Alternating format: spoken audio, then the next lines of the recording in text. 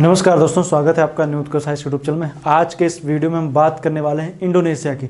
Indonesia से related जितने प्रश्न आपके दिमाग में रहेंगे सबका उत्तर आपको मिलेगा। खास करके इंडोनेशिया से दो तरीके के प्रश्न आपको पूछे जाते हैं। मैं बता दूं, इंडोनेशिया से रिलेटेड एक या तो ज्वालामुखी से प्रश्न आता है, दूसरा द्वीप से रिलेटेड आता है, तीसरा एक प्रश्न बन जाता है उन्हीं द्वीपों से रिलेटेड जलसंधि के ऊपर। तो आज के इस वीडियो में हम बात करने वाले हैं प्रमुख द्वीपों के बारे में, इंडोनेशिया के प्रमुख जलसंधियों के बारे में, और जो खास रहेंगी उनके वहाँ के जो प्रमुख हम देखेंगे। तो ज्वालामुखियों की भी हम चर्चा कर देंगे। चूंकि ये एक रिंग ऑफ फायर का हिस्सा है, इसलिए यहाँ पर ज्वालामुखी काफ़ी ज़्यादा पाए जाते हैं।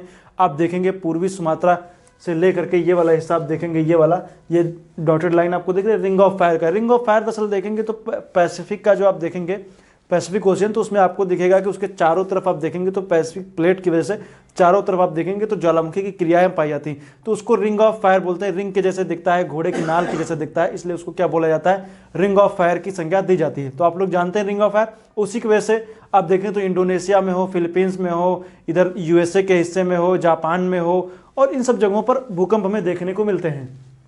ये आप लाइन देख रहे हैं, ये लाइन जो आपको ग्रीन कलर की आपको हल्की दिख रही है, यही ये रिंग ऑफ फायर की लाइन है जो मैंने बताई है। इसके ऊपर देखेंगे तो ये यूरेशियाई प्लेट, नीचे की तरफ देखेंगे तो हमें देखने को मिलेगी ऑस्ट्रेलियन प्लेट, उस तरफ पैसिफिक प्लेट भी है। ठीक है, तो इसकी वजह से यहाँ पर भूकंप वगैरह आते हैं। आइए बात करते हैं प्रमुख द्वीप कौन कौन से और इंडोनेशिया में क्या क्या चीज़ें पढ़नी है। तो सबसे पहले इंडोनेशिया को जो हम देखेंगे तो मैंने बताया था कि कोई भी देश आप पढ़ रहे हो तो सबसे पहले जरूरी यही है कि उस देश की वाटर बॉडीज कौन सी हैं उनको आप जानिए, किस देश से सीमा लगाता है उनको जानिए।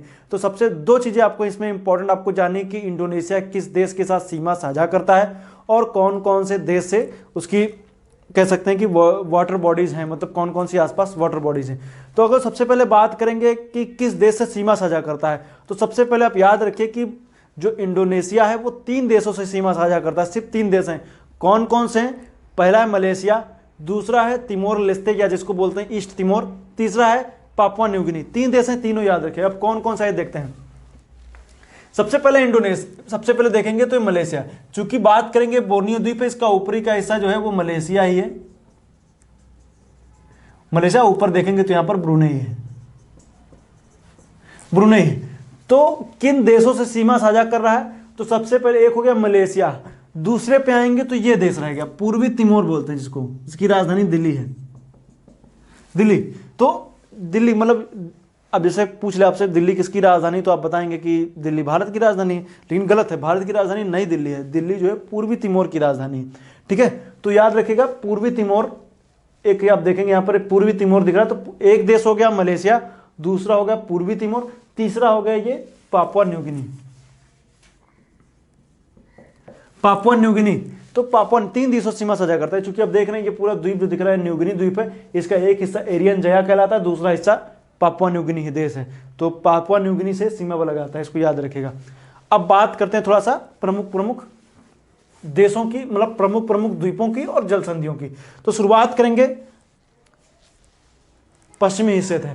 तो ये आप देख रहे हैं ये हिस्सा है मलय प्रायद्वीप। ये कौन सा हिस्सा है? मलय प्रायद्वीप। इससे पहले वीडियो मैंने बताया है मलय प्रायद्वीप के बारे में। तो ये हिस्सा कौन सा है? मलय प्रायद्वीप है।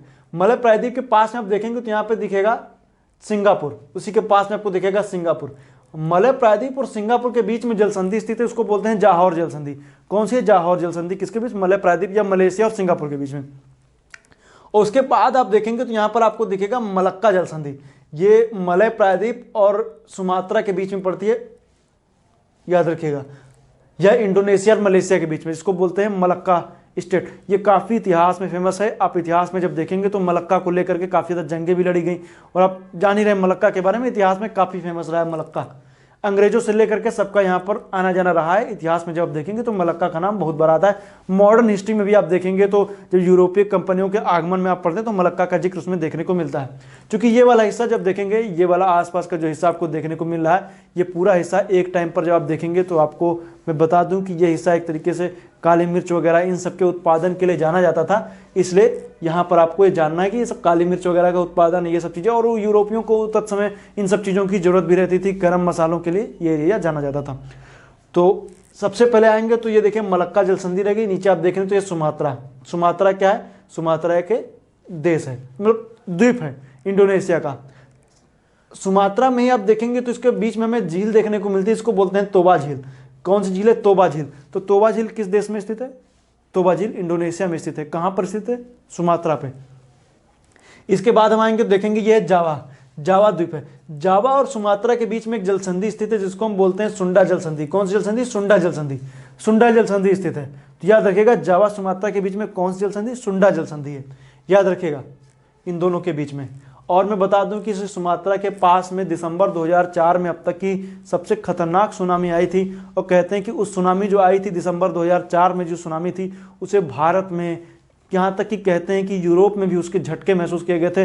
लेवल हल्का सा आप तो कह सकते हैं वाटर लेवल भी बढ़ा था। सुनामी आई थी, काफ़ी खतरनाक भूकंप आया था, भूकंप की वजह से सुनामी आई। देखेंगे तो उससे काफ़ी ज़्यादा लाखों की संख्या में जनधन की हानि हुई। भारत के संदर्भ में देखेंगे तो ये तमिलनाडु का एरिया, आंध्र प्रदेश के एरिया में भी सुनामी आपको देखने को मिली। अंडमान निकोबार में भी नुकसान हुआ। तो ये अब तक की सबसे खतरनाक सुनामी मानी जाती है इंडोनेशिया में दिसंबर 2004 में आई सुनामी। हालांकि जो 2011 में आई हुई सुनामी जो आई थी, हम देख रहे हैं दिसंबर 2011 की जापान की, वो भी खतरनाक थी, लेकिन ये सबसे खतरनाक थी जो आई थी, इसको याद रखिएगा। अब देखेंगे ये हो गया जावा, ये हो गया सुमात्रा। जावा सुमात्रा के बीच में सुंडा जल संधि है, और ये आप देख रहे हैं ये क्या कहला रहा है? ये है जावा। ये आप ये द्वीप कौन सा है? जावा। इस पर इसकी राजधानी स्थित है जकार्ता। तो जकार्ता राजधानी जो इसी पर स्थित है, लेकिन अभी कुछ 4-5 दिनों पहले की मैं बात बता दूं कि एक घोषणा की गई कि इसकी राजधानी चेंज की जाएगी। तो इसकी राजधानी चेंज करने के बाद में इसको नुसंतरा राजधानी जो आप देखेंगे तो ईस्ट कालीमंतान इसका प्रांत है, उस पर स्थित है। ये आप देखेंगे तो यहाँ पर ईस्ट कालीमंतान आपको दिखेगा, तो उसी की राजधानी है जिसको बोलते हैं नुसंतरा। तो नुसंतरा जो है अब इंडोनेशिया की राजधानी हो जाएगी। तो नुसंतरा ट्रांसफर किया जा रहा है। अब ये क्यों किया जा रहा है उसका आपके दिमाग में प्रश्न आएगा, जकार्ता राजधानी ट्रांसफर करने के पीछे क्या कारण है? कारण बताया जा रहा है वाटर लेवल। जकार्ता में आप देख रहे हैं कि आसपास में देखें तो जकार्ता चूंकि आप देखेंगे दक्षिण का कलकत्ता बोला जाता है, और यहाँ पर देखेंगे तो अब देखने को मिलता है कि वाटर लेवल बढ़ने की वजह से आसपास की बस्तियां जो हैं वो धीरे धीरे डूबती चली जा रही हैं। आने वाले समय में अगर जो राजधानी चेंज नहीं की जाएगी तो जकार्ता पे संकट मंडरा रहा है। और आप जान रहे हैं जावा जो है वो सर्वाधिक आबादी वाला द्वीप है, सबसे ज़्यादा आबादी लगभग इसी पर रहती है। तो अब यहाँ से ट्रांसफ़र किया जाएगा तो जो जनसंख्या का संकेंद्रण है वो यहाँ से कालीमंतान अर्थात बोर्नियो द्वीप के नुसंतरा की तरफ ट्रांसफ़र हो जाएगा। तो ये एक अच्छा कदम बताया जा रहा है लोगों की तरफ से। इंडोनेशिया का भी यही मानना है, क्योंकि यहाँ पर इसको राजधानी ट्रांसफ़र करने से क्या होगा कि जो ये धीरे धीरे जो है वो जावा जो है वो डूबता चला जा रहा है, इस वजह से राजधानी ट्रांसफ़र की जा रही। तो आपसे पूछ लिया जाए कि अगर जो जावा से राजधानी जो जकार्ता थी उसको नुसंतरा करने के पीछे क्या कारण है, तो आप बता देंगे क्या कारण जो मैंने बताया आपको। बाकी जावा एक्टिव वोल्केनो के लिए बहुत जाना जाता है। बहुत सारे वोल्केनो ज्वाला यहाँ पर पाए जाते हैं। प्रमुख जो इंडोनेशिया के जो ज्वालामुखी उनकी हम चर्चा करेंगे तो तंबोरा हो गया, माउंट तंबोरा, मेरापी, क्राकाताओ, तलंग, सेमेरू, काबा, इतने सारे जो हैं वो ज्वालामुखी हैं। तंबोरा, मेरापी, क्राकाताओ। क्राकाताओ आप जान ही रहे, मेरापी भी नाम सुनते हैं, तंबोरा भी शायद सुनते होंगे। तलंग, सेमेरू, काबा ये याद रख लीजिएगा, हो सकता है कोई पूछ ही लिया जाए। और जकार्ता के नीचे ही आपको द्वीप दिखेगा जिसको बोलते हैं क्रिसमस द्वीप।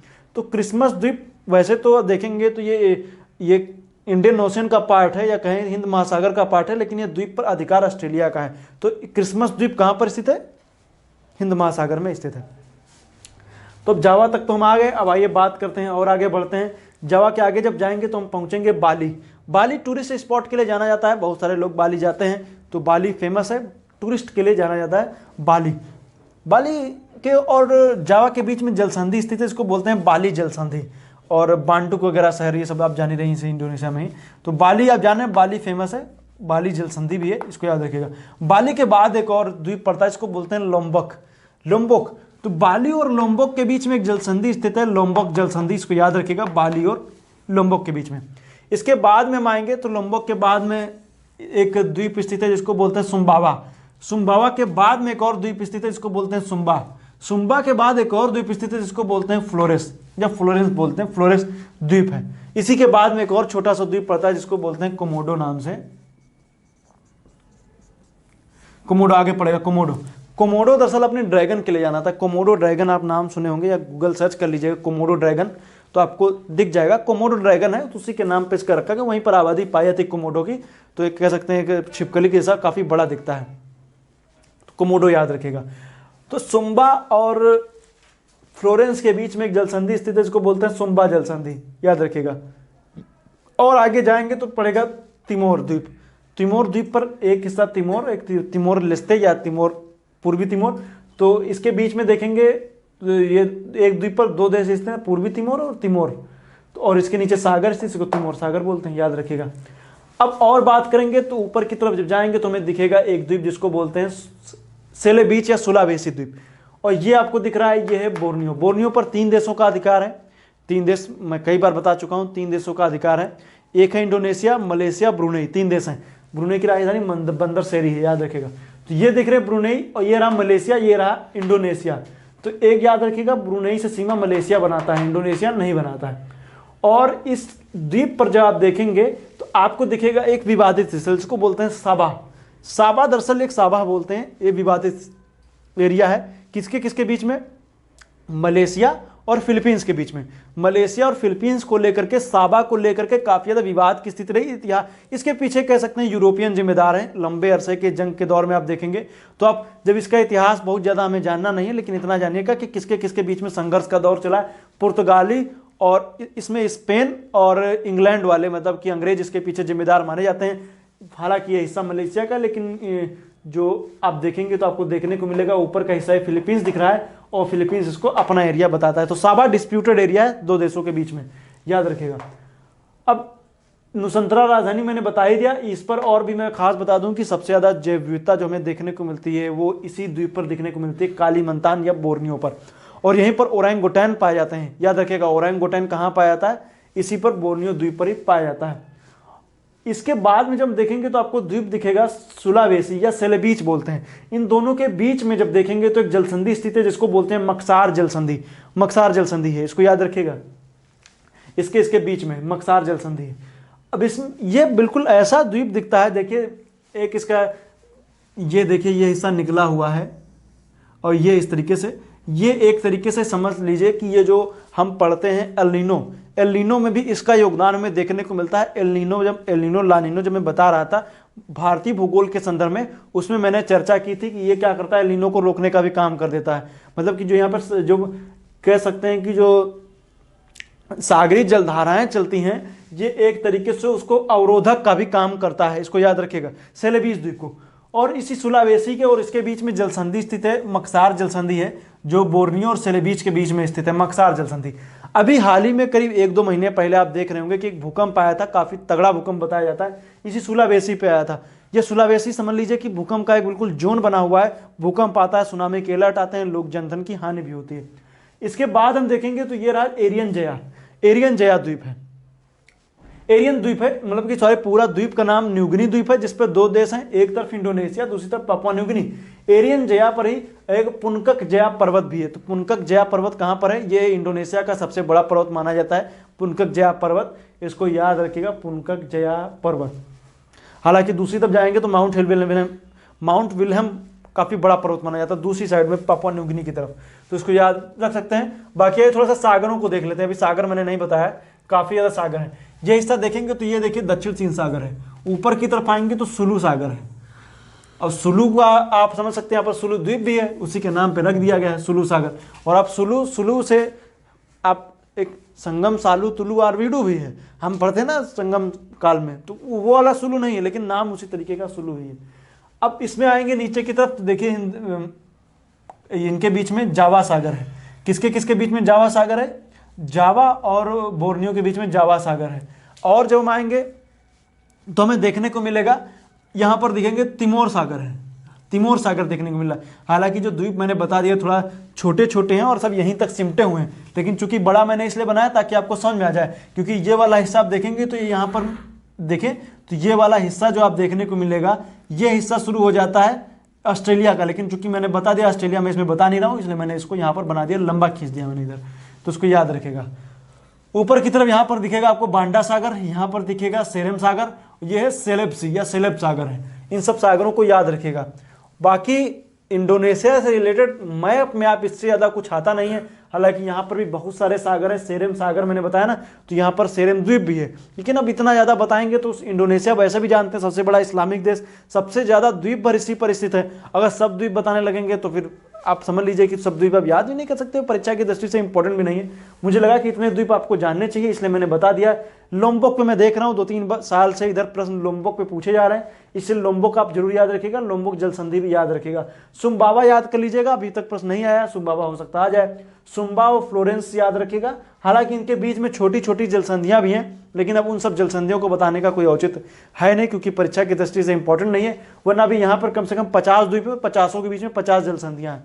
सबको पढ़ेंगे तो फिर आप इतना नहीं याद कर पाएंगे, पूरे विश्व में आपको जलसंधियां पढ़नी है, इसलिए लिमिटेड चीजें पढ़िए जो परीक्षा की दृष्टि से इंपॉर्टेंट है।